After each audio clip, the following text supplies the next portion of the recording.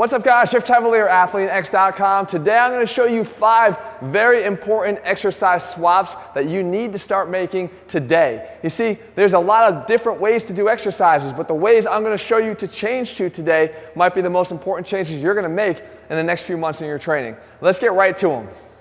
First up is the lat pull down. Now a lot of us resort to either the lat pull down or pull-ups because they're great back exercises. But there's one thing that's missing from these exercises, and we say it all the time here on this channel. If you want to look like an athlete, you've got to train like an athlete. Athletes train with their feet on the ground. These exercises don't provide you that opportunity. When I do the lat pull down, I'm sitting on my ass. When I'm doing the pull-up, another great exercise, yes, but I'm floating in the air. Could we train the lats with our feet on the ground? It actually is one of the most important things you can incorporate because the lats are a great transition muscle from your feet to your fingertips. It's a huge area of space they cover here, and we want to make sure that we're training them to translate power from the ground up. So we could do it here with a one-arm cable pull down. You can see that I don't not only hit the lats great here, but I have the advantage of getting a really good stretch because I can rotate into each repetition.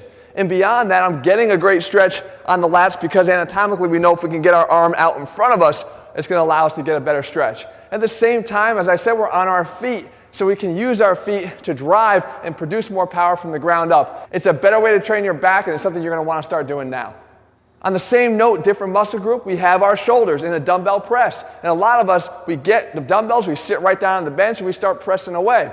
But what we're doing is we're driving ourselves back into the upright portion of the bench, trying to push as hard as we can, and it's not helping us. As a matter of fact, what it's doing is it's disrupting the press. Because when we drive our shoulder blades back into the bench, we're sort of interfering with that normal rhythm of the shoulder blade to rotate up as you press. And here it's causing a disruption of how you're normally going to press overhead. So we can free ourselves of that and make it a better exercise in the process, and we can have an added benefit.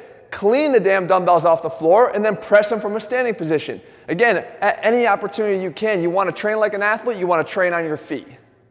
Speaking of your feet, we're going to go a little bit higher right to our legs and hit the back squat versus the front squat. You're going to want to swap out the back squat for the front squat. Now, I love the back squat. It's a great exercise, but here's the truth. It hides a lot of flaws. If you have mobility restrictions or flexibility restrictions, you can't move your ankles properly, your thoracic spine isn't ready to squat, you're still going to be able to hide those a lot more in a back squat than you ever will in a front squat. So why do I want you to front squat? Because I want to see if you have them, and you better find out if you have them too, because you're not going to be able to safely, for the long term, continue to back squat if these restrictions are in place.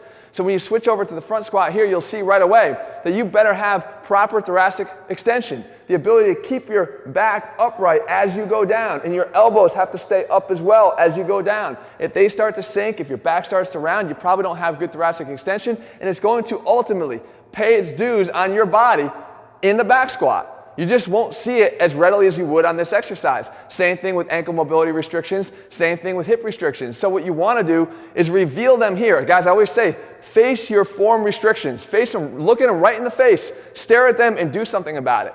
Once you do and you address those, it is then a good idea to get yourself back into back squatting, but only if you know you can do it safely. Next up, one of my favorites, you know, I always kind of pick on this, but there's a reason for it, the dumbbell fly. If you do a dumbbell fly, it's time to switch to something else. Guys, I always say the risk-reward ratio on this exercise is simply not there. Realizing that there are other ways to adduct your arm across your body and not subject that anterior shoulder capsule to the stresses that you get at the bottom of a fly. You can literally see it here. It's an unsupported arm out there floating in the open. I don't care how light the weight you go, but you don't have to have that. Not when you could do another variation, which by the way will get you back on your feet. And this is our 3D crossover. Here you can see, I need a cable machine, yes, but you could do this with a band too if you don't have access to one. The key is you're getting the all-important adduction, not just to midline, but across midline. And you're getting that contraction of the chest, but you're getting it without the overstretch to the anterior shoulder capsule. You're not risking that damage to your shoulder long term. And at the same time, as I said, you're on your feet, developing power from the ground up and allowing, because of that, your abs to work with your upper body, which by the way is how they want to work. So this is a far less restricted, far more functional version of an exercise that is far too risky, I think, for especially the athlete who's trying to protect their arm, their body, which is their number one asset when they attack the field. And finally, on that same note, shoulder troubles, guys, if you are upright rowing, stop right now. I tell you all the time, there is no good way to do a shoulder upright row. There's no good way. I don't care if you're using an easy bar. I don't care if you're stopping at the nipple. I don't care what you're saying. The act of literally lifting your hands here with the elbow leading the way is placing your arm in internal rotation. As soon as you put weighted internal rotation and you try to crank out rep after rep, especially if you think you're going to go lighter and go higher reps, you're asking for impingement in your shoulder. You're asking for a problem. Again, it's a very simple switch. Go to dumbbells, and when you do them, do the high pull like I'm showing you here. The simple switch is a very, very significant one. Instead of letting your elbows lead your wrists, let your wrists lead your elbows.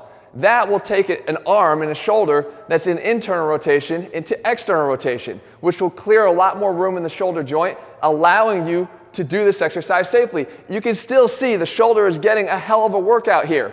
But at that same time, I'm protecting the shoulder joint, which is going to be key. You can't do anything with your shoulders if your shoulders are beaten up. So let's start making this switch today. And finally, I've even got a bonus one here for you. We're going to go to the biceps, and we're going to pick on the concentration curl. Now, I don't have a problem with the exercise per se, because it is just a curl. After all, almost every single option that we have for our biceps is some form of a curl, whether it be a barbell curl, a spider curl, this concentration curl, an alternating dumbbell curl, an incline curl. They're all curls. We have a limited variation on what we can do to this joint to train the biceps. However, this one is the most ridiculous of them all. I look like a statue here, literally sitting, the thinker. It's not a function. I'm sitting on my ass with my arm hanging between my legs. There's a lot better things you can do, namely getting on your feet. I don't care what version of a curl you do, but get on your feet. But once you're there, you're better off if you can move both dumbbells at the same time. It's going to require a lot more stability through your core to handle, let's say, the 40 and 40 in each hand, the 80 pounds to prevent your body from leaning backwards. You're going to have to brace with your core versus maybe 40 pounds at a time.